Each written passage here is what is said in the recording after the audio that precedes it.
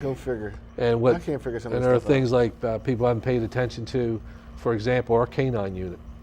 We have those officers when you guys when have it's up gotten fully staffed. National recognition.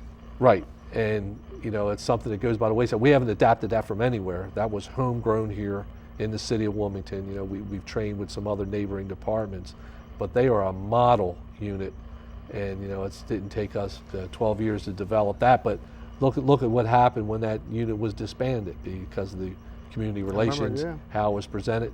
Now they're the highest requested unit in the police department, probably for demonstrations, for coming into schools and doing demos, coming into community groups and doing demos. Let me take a couple calls. You got me thinking. How you doing? Welcome to the show. Hi, I just have a comment this time. I just came in and I live near East 9th Street, and it was so nice to see. I was behind a state police SUV, and it was so nice to be able to come down 9th Street, which I usually come home that way anyway, and circle on around to Lombard Street, and he turned there and went up 8th Street. But it was really nice to see. There were some people outside on 9th Street, just slowed down. Nobody was doing anything. But that was the first time I've ever saw a state police SUV or car come in that area. So I just called to say that was nice to see, because I come in late quite a bit in the evening. So I just wanted to say that was good. Well, thank you. Thank you for the call.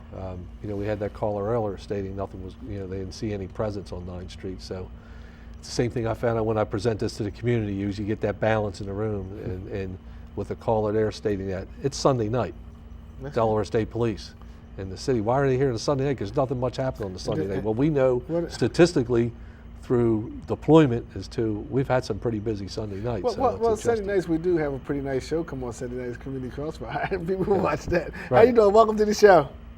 How you doing, Mr. Norman? I want to ask the police chief about he's saying that there's no homicide division inside of Wilmington PD, but you cannot. I don't understand how robbery and drug police and all these rookies and all that is able to solve murders. I don't understand that. Can you explain more about that's a very good question. Homicide and murder is part of everybody that's a policeman's job? I think that's a very good question. There are no so-called rookies or first-year officers in our criminal investigations division. They're all experienced police officers. When they arrive at that division, they turn your TV down. You're messing up the whole show. You're messing up. I don't want to hang up on you. They come with a skill set of basic policing, and then they pick up their investigative skills while they're in that unit working with experienced investigators. So there's no rookie crew in our criminal investigations division. I will stand behind their work as opposed to any separate homicide unit in any city, our size. Right. That's a valid point. Oh. It does raise a red flag. Like when you see homicides, it's like the average person say, well, is there? Maybe you watch too much TV, but it seems like you have a homicide division. How you doing? Welcome to the show. Yes, good evening, gentlemen. Good evening. I have a question for the chief here. What is the turnaround time for when you report an assault? Because my granddaughter was assaulted. I reported it on June 15th. A second assault happened on July 13th, and I still haven't gotten the detective to call me back. So I'm wondering, is there a turnaround time, or how can I get an answer on getting somebody to tell me where this complaint / concern is labeled? Another good question. Was it granddaughter or daughter?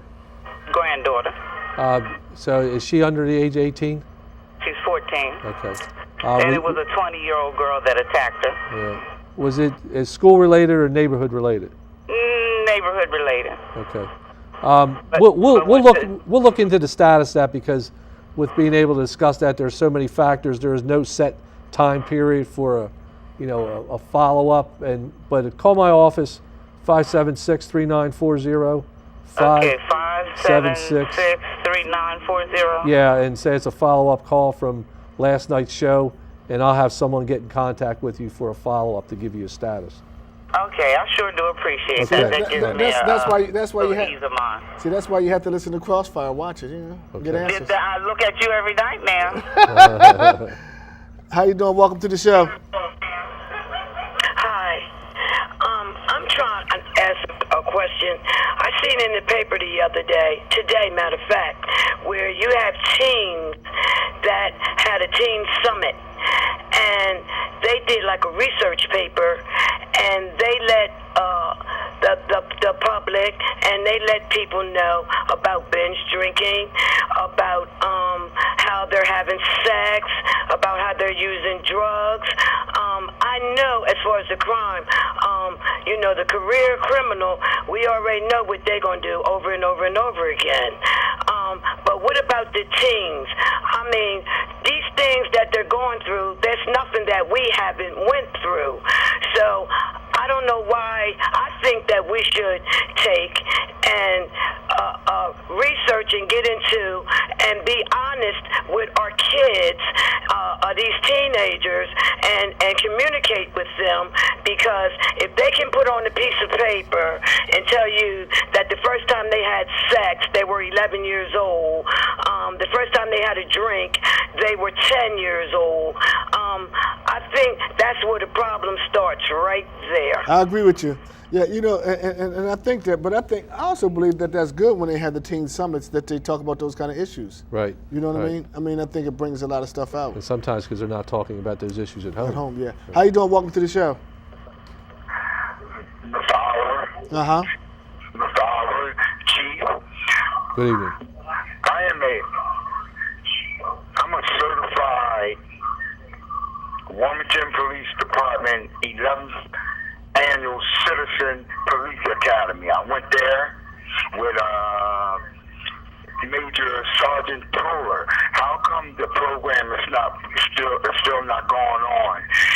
The last time I graduated was December the 10th, 2008, and that was a great program y'all had, the 11th Annual Citizen Police Academy. Tell me what happened to that program with Sergeant Major Toller. Thanks a lot, Chief. Hey, that's a good question. Yeah. I don't know about it, but did they stop that program? Lieutenant Tall's still there. It's stalled, like our issue with our public information. We don't have a Turn your TV down, please. We have a public information officer, and we had a crime prevention officer within our Special Operation Division. We no longer have that position, and so hopefully we can get back to where we'll have that position. I know we've had 2 officers that were really recently trained for crime prevention through environmental design, be able to do those presentations.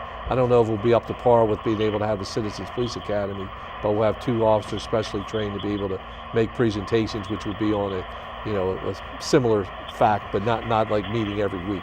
How you doing? Welcome to the show. Good show, Storm. Also, Chief, I want to just ask one question and then a mini comment. Now, I live up in the Hilltop area, 3rd and Clinton. Lately, I've been seeing the police out here walking. Good look for the police department, because, when they're out walking and they're on the street, it's almost like the suburbs up here. But here's my problem. How come, Chief, that crime is tolerated in certain areas? Like, if I go up in certain communities in the city, you don't got people just standing on corners. I mean, because if you just stand on corners in some communities, the police are not going to let you stand there. But on my neighborhood, the police ride by people standing there with they don't live around here. They just standing outside all hours of the night, 3 or 4 hours. How come it's tolerated? That's my problem. Why is it tolerated with me? Then he still want me to pay taxes now. I'm a taxpayer. I'm working, still paying city taxes and everything. But it seems like in my neighborhood, it's all right. Hey, Cal, that's a good question. So in other words, and I hear exactly what you're saying. In certain neighborhoods, people could just congregate. But I'll let the Chief answer that. Go ahead. Yeah, it's not being tolerated. It's probably the volume of problems higher in his neighborhood than in some of the other neighborhoods with the number of people there. You have the right to assemble. If those officers see someone violating the law, for example, public consumption, I know that we recently ran a check in our activity within the parks in the city of Wilmington, and about 41% of the activity, it wasn't citizens calling in, it was the police officers taking action on their own, self-initiated activities. And it's probably, again, like I mentioned earlier in the show, we like what you're doing, but you're not doing. We like what you're doing, but you're not doing enough of it. We want to see more of it. But that is a legitimate question. I mean, because certain neighborhoods you can run through, and nobody's congregating. If they do congregate, they get rid of them. And here's how you doing? Welcome to the show. Yeah, how you doing? How you doing? Chief, Yes. in your defense, you take a lot of heat about guys having guns when shootings go down. You have no control over who has a gun on them and things of that nature. But for the past couple of days, I've seen the police cars very visible in the neighborhood. I've seen officers out walking and things of that nature for like 2 days. And then it just disappeared. And I had a sense of security when I saw that in the past couple of days, when I saw the police cars very visible parked on the street and the officers out walking. I mean, and then it abruptly just disappeared. Why is that? Have a good day. All right, thank you. I think we're going to take one more call, Chief, if that's okay. And then I'm going to let you just kind of in your own way, just kind of sum up, with your time as a police chief, if that's okay, okay? So if we could make this call quick, 30 seconds. If you could ask a quick question, is that okay? Hello? Hello? Yeah, go ahead. Hello? Yes, hi. I just have a quick question for the chief, and if he can explain to me the difference between a homicide unit and an investigative unit, and if there was a homicide unit, would it make a difference as far as a lot of crimes being solved? So I just want to know what the difference is between the two. Okay, thank you very much. There is no difference. Okay. Simple as that. Okay. Ladies and gentlemen, I hope you tune in next week. We have a very interesting show. We have Mayor James Baker. I'm sure he'll be here ready to answer any questions. He's another person. It's been accomplished. 40 years. Done a lot for this city. Under a lot of scrutiny, a lot of stuff back and forth. So I'd like to hear his side. I hope you enjoy the programming that we try to provide you, and I think everybody's civil and everybody's very respectful. Again, I want to give a shout out to the Deltas for a great event, and Miss Merriweather. I house they rename Neighborhood House in her honor, and hope they investigate Pincaid, and I wanted to give Sony another shout out and thank her for all of her help. Chief, in your own way, man, just if we could look at the audience and tell them, what it's meant to be the chief of police for this city for the past 12 years, and an officer serving this city for the last 30 years. Let's make it feel good.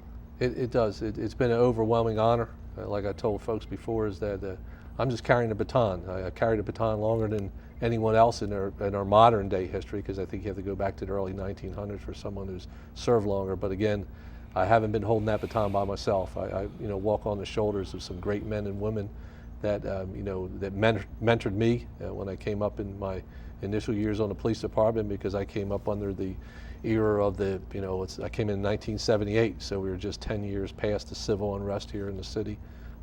We had the Vietnam veteran, and now we have today's soldier, coming from from experience from the Vietnam veteran to today's battle. And it's a great department that I've had the pleasure, honor serving. This was not a goal of mine when I initially took into the police academy in 1978, but it was something that I was ready to step up and accept this assignment. I think representing the department, I think we've always stood up honorably. Sometimes presenting facts that people didn't want to hear, but to be able to get those facts across, and we'll have history will be the judge of us. Okay. You mentioned about having the mayor coming in, and again, I wouldn't have been able to survive in this position if it wasn't for his support that I've got all along. And thank you, man. Thank you as always. And I want to say honestly, you've been a friend of mine, and you've always come and stood up to the challenge regardless. Well, I thank you for always inviting me. I know there was never a closed door here. No.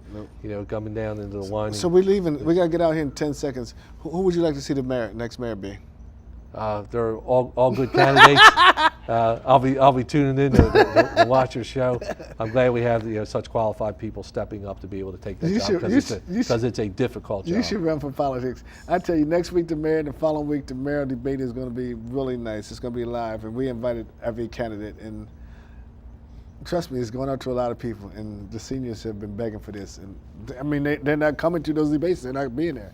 A lot of people watch this show have never been to one of those debates. This will be the first time they see everyone here. Yeah, keep the people informed, and what I mentioned earlier about our veterans. They battled so we could walk into that election booth. So exercise your right to vote. That's right. All right. God bless. I hope you've enjoyed the show. I'm out of here. See you next week, God willing.